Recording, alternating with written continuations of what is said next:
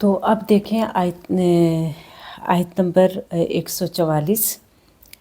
ہم تحویل قبلہ یعنی قبلہ کی چینجنگ کا جو احکامات ہیں وہ پڑھ رہے ہیں، اور 2 رکوع یہ چلتی رہے گی بات، کیونکہ اہم بات ہے.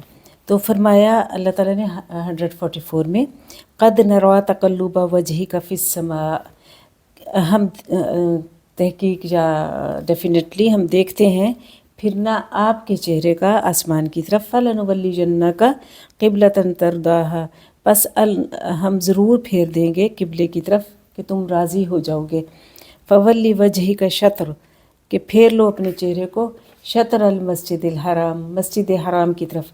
وَحَيْثُ مَا كُنْتُمْ فَوَلُّوا وُجُوهَكُمْ شطرہ، اور جہاں کہیں ہو تم تو پھیر لو اپنے چہرے کو اس کی جانب، یعنی قبلہ کی جانب، کعبہ کی جانب. وَإِنَّ الَّذِينَ أُوتُوا الْكِتَابَ لَيَعْلَمُونَ أَنَّهُ الْحَقُّ مِنْ رَبِّهِمْ، اور بے شک وہ لوگ جو دیے گئے کتاب وہ البتہ جانتے ہیں کہ حق کیا ان کے رب کی طرف سے ہے. وَمَا اللَّهُ بِغَافِلٍ عَمَّا تَعْمَلُونَ، اور نہیں اللہ تعالیٰ غافل اس سے جو وہ عمل کرتے ہیں. اب یہاں پہ دیکھیں کہ جو ہے اللہ نے بتایا، نبی کریم صلی اللہ علیہ وسلم کو کہا کہ ہم جانتے ہیں، تقلبہ دیکھتے ہیں، پھرنا وجہی کا فی السماء، آپ کے چہرے کا آسمان کی طرف. ایکچولی آپ صلی اللہ علیہ وسلم کو اس بات کا بہت انتظار تھا کہ اللہ تعالیٰ حکم دے کہ قبلہ کی طرف، خانہ کعبہ کی طرف منہ کر کے نماز پڑھیں.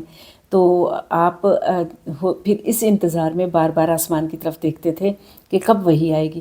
جیسے ہوتا ہے نا، ہمیں کسی کے فون کا انتظار ہو تو ہم بار بار فون کو دیکھتے ہیں، ہے نا، کہ اب بجے گا یا اب بجے گا، یا کچھ کام ایسا خاص کرنا ہو کسی خاص ٹائم پہ تو بار بار گھڑی کو دیکھتے ہیں. یا تو اسی طرح نبی کریم صلی اللہ علیہ وسلم کو انتظار تھا کہ کب خانہ کعبہ کی تبدیلی کا حکم آتا ہے. تو آپ پھر بار بار آسمان کی طرف دیکھتے. تو اللہ نے کہا کہ ہم جانتے ہیں کہ آپ کا چہرے کا بار بار آسمان کی طرف اٹھنا، تو البتہ ہم ضرور پھیر دیں گے اس قبلے کی طرف جس پر آپ راضی ہوں، یعنی خانہ کعبہ کی طرف. آپ کا چہرہ مسجد اقصیٰ، آپ کے قبلے مسجد اقصیٰ سے ہٹا کر آپ کا قبلہ خانہ کعبہ بنا دیں گے. اور فولی وجہ کا اب حکم دیا جا رہا ہے کہ پھیر لو اپنے چہرے کو شطرہ. شطر کہتے ہیں آپ کسی چیز کے 2 حصے کریں جو عین ایک جو، اور پھر جو مثلا ایک چیز ہے اس کے 2 حصے کیے ہیں، تو جو ان میں سے ایک حصہ ہے وہ شطر ہے. تو شطر المسجد الحرام، یعنی مسجد حرام کی طرف منہ پھیر لو، اور جہاں کہیں بھی ہو تم اس کی طرف منہ پھیر لو. اب یہ دیکھیں آپ صلی اللہ علیہ وآلہ وسلم نماز پڑھ رہے تھے، اور شمال کی جانب بیت المقدس تھا اور جنوب کی جانب کعبہ تھا، یعنی شمالاً جنوباً، شمال کی طرف آپ منہ کر کے پڑھ رہے تھے. جب حکم آیا تو پورا گھوم کے جنوب کی طرف ہو گئے، اور پیچھے صحابہ بھی ہو گئے. تو یہ تھا اصل حکم، یہ ہے اطاعت، یہ ہے سمعنا و اطعنا، کہ ہم نے سنا اور ہم نے مانا.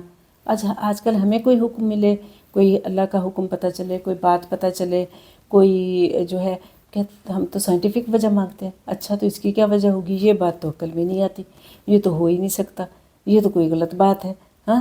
تو یہ اس طرح کی باتیں، دلیلیں، تعویلیں. لیکن وہاں پہ ایسا کچھ بھی نہیں. کسی نے نماز میں بھگدڑ نہیں بچائی، کنفیوز نہیں ہوئے، پینک میں نہیں آئے کہ یہ کیا ہو رہا ہے، پورے کے پورے گھوم رہے ہیں. نہیں، نبی کریم صلی اللہ علیہ وسلم کی اتباع کی، یعنی فٹ سٹیپس کو فالو کیا. یہ ہوتا ہے اتباع کرنا اور فٹ سٹیپس کو فالو کرنا. کہ گھوم گئے پیچھے. آپ صلی اللہ علیہ وسلم کی جو حدیث ہے نا، یہ جو سنت ہے، یہ حدیث ہے، 10% آپ نے بول کے بتائی، باقی 75% جو ہے آپ نے لوگوں نے آپ کو کرتا دیکھا. تو جو انعام یافتہ لوگ ہوتے ہیں، جیسے صحابہ کرام انعام یافتہ تھے، ان لوگوں کی خاصیت یہی ہوتی ہے کہ وہ کچھ کہے بغیر، کوئی دلیل مانگے بغیر کیا کرتے ہیں کہ اللہ کا حکم آیا تو اطاعت کی، اور نبی کا حکم آیا تو اس کی کیا کی، نبی نے جو اللہ کا حکم پہنچایا تو نبی کی کیا کی، پیروی کی. یہ ہے اصل چیز. تو بہرحال اللہ نے کہا کہ اپنے آپ کو یعنی اب منہ پھیر لو. تو یہ آپ جو ہے عبادہ، وہ بتاتی ہوں، حضرت عباد بن بشیر تھے، آپ کے ساتھ انہوں نے نماز پڑھی، اور پھر آپ جب بنو حارثہ کی طرف گئے تو دیکھا کہ لوگ نماز پڑھ رہے ہیں. آپ نے کہا خدا کی قسم، میں نبی صلی اللہ علیہ وسلم کو دوسرے قبلے کی طرف نماز مطلب پڑھتے دیکھ کے آ رہا ہوں، تو لوگوں نے بھی فوری طور پہ کیا کیا، رکوع ہی میں پھر گئے. ہاں، تو یہ میں کہہ رہی تھی کہ یہ ہے اتباع کرنا، کہ سنا بس آپ صلی اللہ علیہ وسلم نے کیا ہے تو کر لیا. جب ان کو اللہ کا رسول اور نبی مان لیا ہے تو پھر اس میں حجتیں اور دلیلیں کہاں سے. ہاں، تو بہرحال یہ چیز جو ہے انہوں نے کی، اور پھر اللہ تعالیٰ نے حکم دے رہے ہیں کہ ٹھیک ہے، اب حیث ما کنتم فولوا وجوہکم شطرہ، اب جہاں کہیں بھی تم ہو قبلہ کی طرف منہ کرو. اور اللہ تعالیٰ نے ساتھ ہی بتا دیا کہ وہ لوگ اوت الکتاب، جو کتاب دیے گئے، اللہ ناراضگی کا اظہار کر رہے ہیں. اوت الکتاب مطلب ان کو کہ جن کو کتاب دی گئی، ایسا نہیں کہ ان کو علم نہیں ہے اس لیے وہ مخالفت کر رہے ہیں، وہ ان کو علم ہے، ان کو پتہ ہے، لیکن وہ غفلت کر رہے ہیں. اور ظاہر غفلت اور وہ جو پورا نہ کرنا، وہ آپ کو پتہ ہے، آپ پیچھے پڑ چکے ہیں کہ وہ کیوں کرتے تھے. وہ حسد کرتے تھے، وہ تعصب کرتے تھے، وہ کہتے تھے کہ ہم میں کیوں نبی نہیں آیا. ہاں، اپنے آپ کو زیادہ اہل سمجھتے تھے، زیادہ ڈیزرو سمجھتے تھے. تو اس وجہ سے انہوں نے تعصب میں اور ضد میں اللہ تعالیٰ کا حکم نہ مانا اور یہ کیا. تو اللہ کہتے ہیں ان کو بھی علم ہے، لیکن وہ کیا ہے، غفلت میں پڑے ہوئے ہیں. اگلی آیت دیکھیے، آیت نمبر 145. وَلَئِنْ آتَيْتَ الَّذِينَ، اور البتہ اگر لاؤ تم ان لوگوں کو، اوت الکتاب، جو کتاب دیے گئے، بِكُلِّ آیَةٍ، ہر نشانی، مَا تَبِعُوا قبلتک، پھر بھی وہ تمہارے قبلہ کی پیروی نہیں کریں گے. وَمَا أَنْتَ بِتَابِعٍ قِبْلَتَهُمْ، اور نہ تم ان کے قبلہ کی پیروی کرو گے. وَمَا بَعْضُهُمْ بِتَابِعٍ قِبْلَةَ بَعْضٍ، اور نہیں ان میں سے بعض کی پیروی کرنے والے قبلے کی بعض کی. اللہ تعالیٰ کہتے ہیں کہ اگر تم ان کو جو ہے جو کتاب دیے گئے، یعنی جیوش اور نصارہ، اگر تم ان کو دلیل بھی دو، کوئی نشانی بھی دو، کچھ بتاؤ بھی صحیح، وہ پھر بھی نہیں مانیں گے، کیونکہ دل میں تو حسد ہے. حسد کا کوئی علاج ہو سکتا ہے؟ پھر جو ہے تم بھی، یعنی آپ سے کہا جا رہا ہے کہ تم بھی تو ان کے قبلہ کی پیروی نہیں کرو گے، نہ وہ تمہارے قبلہ کی پیروی کریں گے بوجہ حسد کی، اور نہ تم ان کے قبلہ کی پیروی کرو گے بوجہ حق کے. تو اللہ تعالیٰ جو ہے یہ بتا رہے ہیں کہ اصل ان کی بیماری کیا تھی.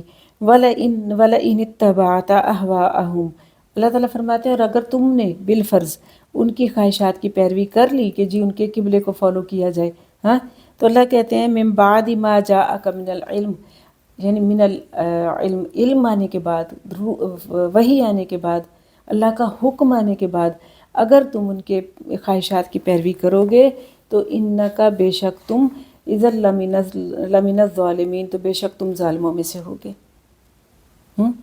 اب یہ کیا بتا رہے ہیں اللہ تعالیٰ کہ یعنی ان کی خواہشات کی پیروی نہیں کرنا کہ یہ راضی ہو جائیں. ہم تو جن کو کعبہ آج بھی دیکھ لیں، سپر پاورز کو جو ہے کعبہ و قبلہ لوگ سمجھ لیتے ہیں، ان کے لیے اپنی نسلیں ختم کر دیتے ہیں، اپنی ملک کی تباہی کر دیتے ہیں، اپنے جو مسلمانوں کی یونٹی ختم کر رہے ہیں، اپنے مسلمانوں کے ساتھ لڑ رہے ہیں. کیوں؟ کیونکہ کعبہ و قبلہ کسی اور کو بنایا ہوا ہے. تو اللہ کہتے ہیں کر لو ان کی اگر خواہشات کی پیروی کی تو تم ظالم ہوگے. اللہ کے حکموں کی پیروی کرنی ہے. العلم یعنی قرآن اور سنت کے آنے کے بعد میرے اور آپ کے لیے کوئی اور راستہ نہیں ہے سوائے اس سے ایک راستے کے کہ ہمیں اللہ کا حکم کیا کرنا ہے، ماننا ہے اور پورا کرنا ہے. تو یہ بتایا گیا. ٹھیک ہے. اصل میں یہ جو یہود تھے ان کو بھی اپنی یہ پتہ تھی، سارا کچھ، سارے معاملات پتہ تھے، لیکن ان کو ظاہر ہے اپنی وہ جو چاہیے ان کی جو سرداری جاتی تھی، جو یہ دین کے مسند پہ بیٹھے ہوئے تھے، وہ ان کے ہاتھ سے چھنتی تھی. تو اللہ کہتے ہیں جب علم آ جائے تو پھر اس کی پیروی کرنی چاہیے. تو اور دیکھیں کتنی سخت بات کی کہ اگر نبی بھی ان کے خواہشات کی پیروی کریں گے تو ظالموں میں سے ہوں گے. آپ صلی اللہ علیہ وسلم تو ایسا نہیں کر رہے تھے. ظاہر ہے یہ ہمیں کہا جا رہا ہے، بتایا جا رہا ہے کہ کوئی بھی انسان اگر ان کے حکموں کی پیروی کرے گا تو اللہ اس کو ظالموں میں شمار کریں گے. تو یہ بات کی ہے، یہ ہم نے آیت نمبر 145 میں پڑھا ہے.